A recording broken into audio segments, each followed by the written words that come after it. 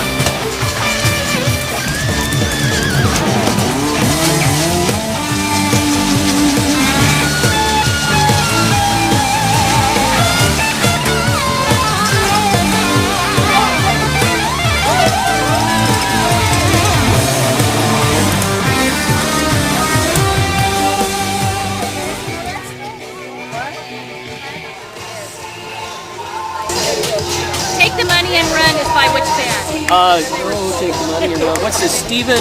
Steve Miller Band, that is correct. Who was the first rap song to ever get #1? Was by Vanilla Ice. What? And it was Ice Ice Baby. Lead guitarist has finger cut off while chopping wood with his brother. Now listen to a rap song.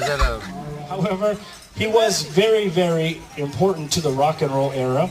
Many of you guys know a band called the Grateful Dead. And we're looking for Jerry Garcia. Working Man was 1974 hit both of them. Okay. I do not know. You could cheat. That band was Rush. We're doing our trivia questions. The last one is a little close to home. We want to know where Cher was born. Well, not only was she born, she was a proud graduate of El Centro, California. Call part relay for my 2010 Austin Presley.